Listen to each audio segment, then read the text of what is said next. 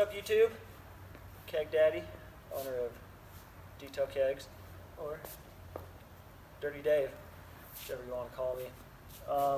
This video is going to be a little bit different. I'm just going to do a voiceover of a couple of videos I just took, just walking throughout my old rig. I've been super busy. It's good. It's a blessing. I'm not complaining. I wish this video had a little bit more love in it, but it doesn't, and I'm sorry. But hopefully the audio, everything, hopefully that is all okay. It's a good test for the voiceover. I've never done it before. This is obviously on my phone, but yeah, I hope this video turns out okay, and I just hope it's alright. Oh my gosh. So, the reason why I haven't blasted the inside of my trailer over social media is because I'm really not that proud of it. Let's see, I'll get into that. Before I do, I should probably explain a little bit about me. This might be a little long-winded, so I'm going to really try and hurry. Let's see, I bought my first orbital, yeah, it's one of those stories, when I was a sophomore in high school. Through high school, I worked at DHL in the warehouse sorting boxes. It was a great job for that time of my life. I worked with a great bunch of guys, and it was an absolute riot. Every day was a riot. Oh my gosh. Right after high school, I landed a job working at Jiffy Lube. Quick side story. The first time I changed oil in my life, I was given the wrong filter, and I had no idea, right? So I figured out how to drain it. This is before YouTube and everything. I figured out how to drain it, find the filter, change the filter, go and I put the new filter on, and it just barely kicks. Right? I was like, oh, whatever. Put the oil in, start it up. It was a manual, it was a 93 Geo Metro. Put it in reverse, rev it up, back it down the driveway, and there was just this trail following me. I was like, what is this? Get out, it's oil, right? The filter was the wrong one, and it had cross-threaded. Given I didn't crank on it, but that's why it stopped. That was the first time changing oil, and that was in a stick. So I changed oil on that a couple more times after that, and I was good, right? So I thought I knew what I was doing. So the second car I changed oil on was an automatic, and that car I crawl underneath, and I see the drain pan, right? Plug, drain it. It's empty. Put the plug back in, find the filter, replace that. Now the screw's on right. Check the oil. Huh, it's only about a quart low. Right on. Put a quart in. Start driving in, and it doesn't drive after a few miles. Yeah, I drained the transmission fluid and topped off the engine oil. So anyways, got a job at Jiffy Lube. There I did similar things to a couple other vehicles, right? That's how you learn. I got, somehow, some way, shortly after that, I landed a job working on snowcats. Snow groomers. They groom the ski runs, the ski resorts. So I went from resort to resort to resort working on these machines.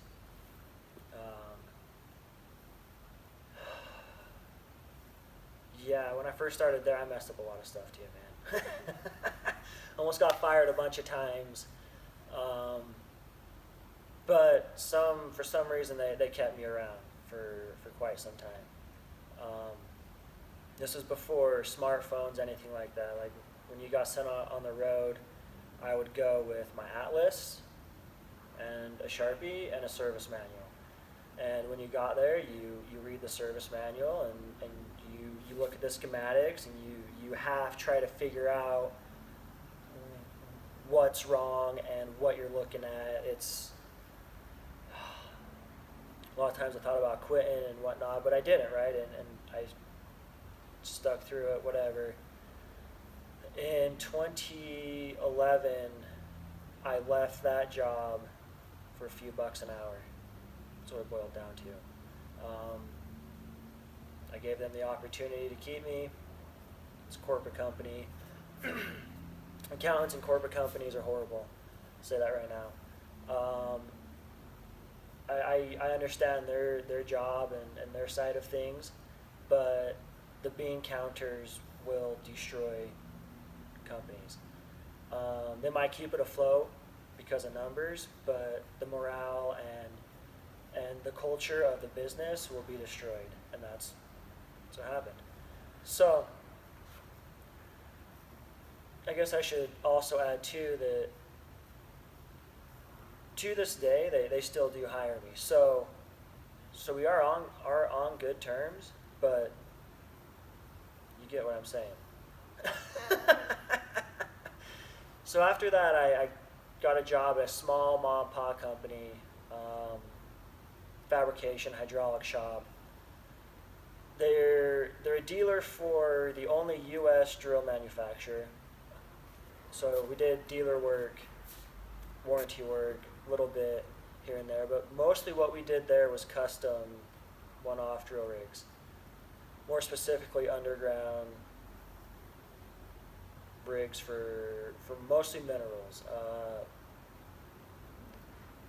Most of the rigs that we built went to gold mines, but the reason why these rigs are special is there's a lot of movement. These stupid lights. There's a lot of movement to them, right? Meaning, you back the drill down the hole, right, the shaft, and there's so much movement on that boom on the rig itself. It doesn't matter where you need to drill, right? That you can pick up and you can maneuver that boom however you need to drill anywhere you need to from literally the back half of the machine out. Like they're absolutely insane. Everything was designed, engineered in-house. It's crazy. The other unique part about those rigs is they were dual purpose, meaning they could drill core and they could drill RC. Core drilling is what most people know for core drilling. Period. It's what gives you the actual core samples out of the ground, the tubes of rock, right? High speed, it's more accurate because it can tell you more specifically of where the veins are in the ground, but it's slower because every 10, 15 feet you now have to pull that core back out, put it back in, kind of time consuming, right? Where RC drilling, reverse circulation, you can just chunk through. You're literally sending a bit down and it's grinding the ground and it's sending up the mud and it goes through this tornado looking thing called a cyclone, and you adjust the mud flow and you catch these rocks on a screen and you put them in a bag, right? And that mud gives you a general idea of what's here, right? So if you can have both types of drilling on the same drill, your efficiency margins just skyrocket because you're able to RC to where you need, trip out core, trip out RC, trip out core, and it's, yeah, those machines, they destroyed records left and right. It's safety and efficiency records. It's nuts. Super neat to be around them, super neat to build them. I spent a lot of time underground babysitting them, making sure this is going to work right, this is going to work right. Yeah, they're super neat. They're all controlled by belly packs, all electronics. Literally, it's a video game, right? You just nuts. Super neat. 2012, 2013, one of those years, right? I bought a truck from a dude. I went through vehicles a lot, and that's kind of where I focused my detailing on, was my own personal stuff. Sure, I did it for close friends, sometimes family, once in a blue moon, but for the most part, it was just my stuff. I'm super OCD with that kind of stuff, and I kept my stuff super clean. So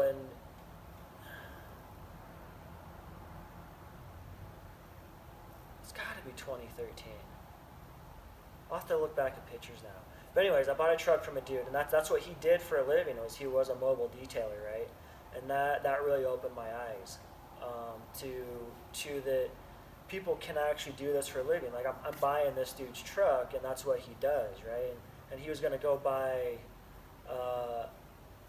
a Denali truck, and I was like, oh my gosh, like that's a sweet truck too. The truck that I bought from him, it was an '03 single cab short bed Chevy pickup on 37s. Like it, I should have never sold that truck. It was a ballin' truck, just a mini monster truck, right? It was too. It was ballin'. I love that truck. So, anyways, so after meeting him, it's just like, oh my gosh, like people actually are able to do this for a living and make money doing it. So I went down the rabbit hole, researching this, researching that, trying to figure out how I'm going to do it. In 2014, my overtime really started getting cut. And I was like, man, like, got responsibilities, mortgage to pay, bills to pay. Like, I can't just hang out at home, play video games. So I started detailing, right?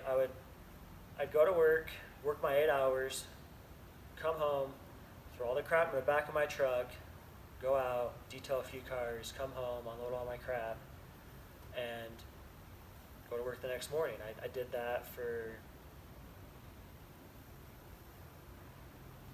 probably 6 months, 6 to 8 months. And then that's when I bought this. So when I built this, I didn't have a whole lot of money. It was a side hustle. And really, it was slapped together, right? Super slapped together. That's why I'm really not that proud of it. I've had people tell me it looks good. I think it looks like trash, right? The stuff that I've built in my life compared to what this is, which, given if I've built both, this should look just as good as that. But I got paid to do that where I needed to get this done to put food on my table, keep my lights on. Like, that's where I was at. So that's why I haven't put pictures on social media of the inside of my trailer. That's why when I've been around people with cameras, I ask them, hey, like, I just don't take video inside the trailer. I'm not proud of it, right? It's ghetto. It was a prototype that I slapped together, right? Trying to think now. I mean, that's pretty much the end of my story. I don't want to give you my whole life story, but yeah, I'll just end that right there. And yeah, I just really hope this video turns out. Hopefully everything else, I just hope it works.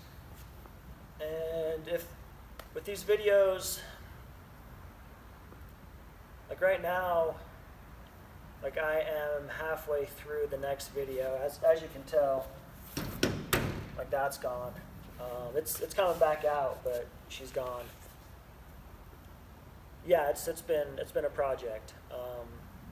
Said and done. I plan on not needing to pull anything out, minus a machine, buffer, polisher, whatever you want to call it. And a steamer. The steamer, I'm going to try building some type of interior cart so that I just pull that tiny cart out so I don't have to keep doing this because I'm getting kind of old. And yeah. So, but besides that, nothing else is going to be strung out. No vacuums, no extractors. Everything is on reels. Everything is on hoses right here. Exhaust vents out. I run 2 generators and a gas compressor.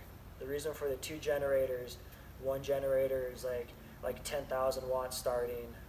It's massive, but it can run everything I need, which is a super time saver. The other one, it's small. Generally, if I'm running that, it's either a vacuum or a polisher. The reason why I have the 2 is the big one costs dollars an hour to run, and the small one costs dimes an hour to run. It doesn't matter if that big one's loaded or not. I can drain the tank in a day. The little one I can run for like 4 days straight, and the tanks are the exact same size. So, money reasons, that's why. I will have over 1,500 feet of hose spread out throughout 9 reels, different various chemicals, etc. I'm going to go through, explain all that. Show the plumbing on everything. No pressure washer. I don't need them. Um, and it's not because I don't detail dirty things. It's just because I don't see a point of needing 3,000 psi. Um, yeah, hope you guys enjoy this. I do appreciate you watching. Have a great day. Thank you. Okay, so the first thing I want to show you guys are my buckets right there. There's no buckets in them right this second, but I'll give you an idea.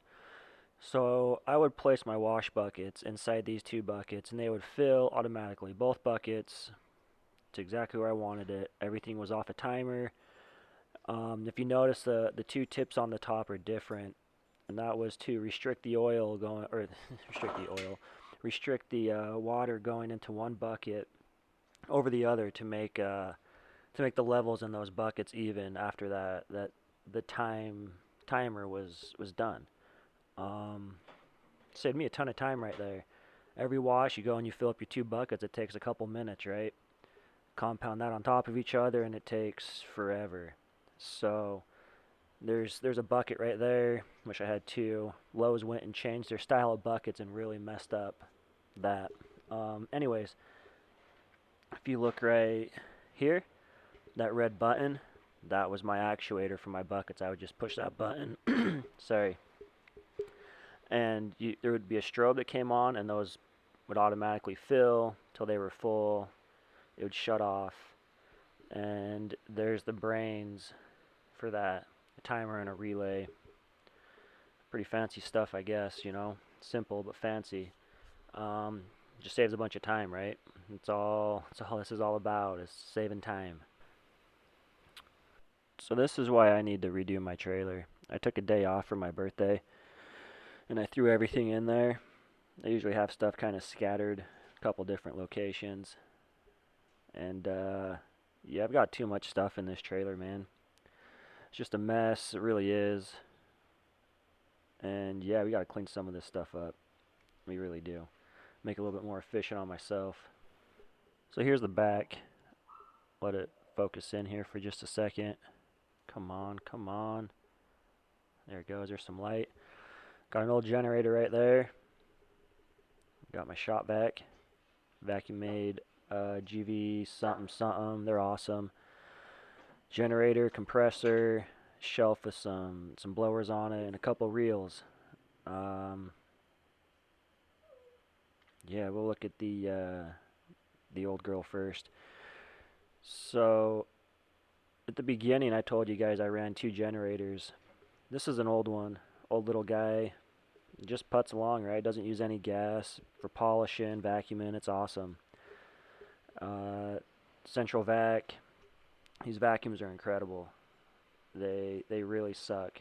Shop vacs, they're all trash. Here's my pressure washer that I carry, but I don't have a hose for.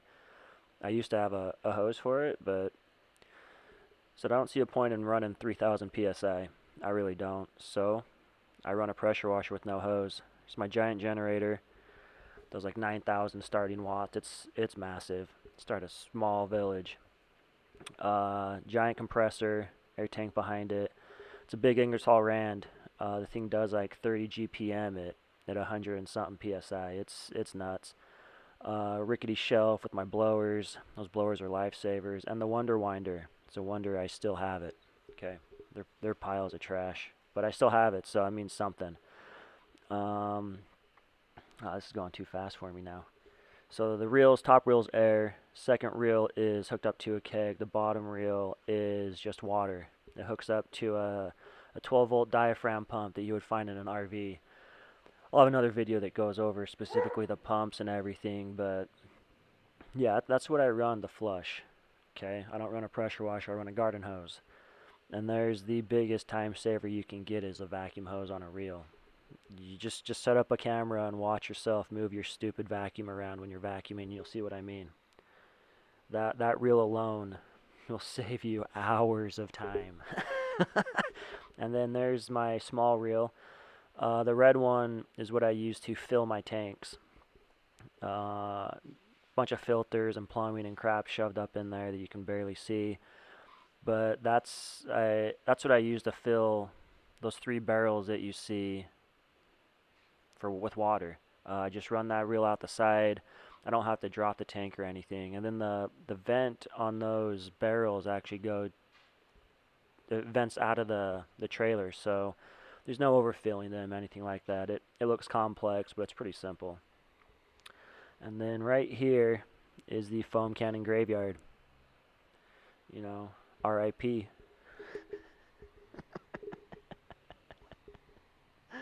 So here's the man door on the side of the trailer. Up top, got a white post, drilled some holes. Down the side, I bought that holder somewhere. I don't remember where. It does okay. Fits right there pretty nice. Got a couple garbage cans. I store clean wash towels and clean new towels in these. Just easy access for me. Super easy access. Inside the door, you'll see floor to ceiling with shelves. I obviously don't have enough storage. Try to keep clean stuff in there. You see a garbage can. I usually don't hang polishers on there, and I have another bin that I put above that in the opening that's right there, and I use those for dirty towels. I usually have an auto fiber towel separator inside that garbage can. Keep them all separated. Clothes hangers up top to to hang drying towels.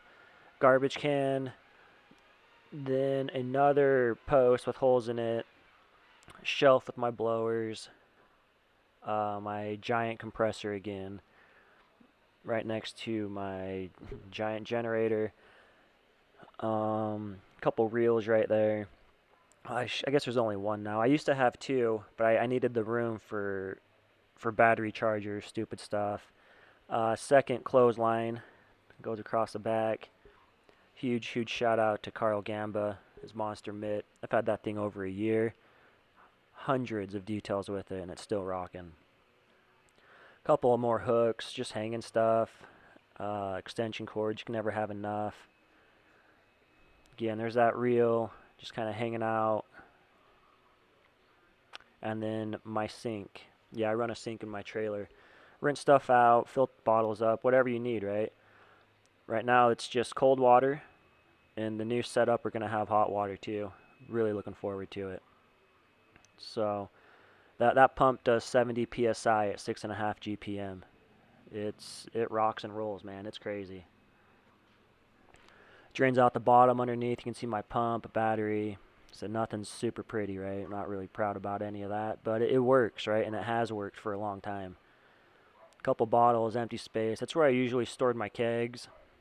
Um, Video purposes are out. More bins, whatnot. And that's it for now. Thanks for watching.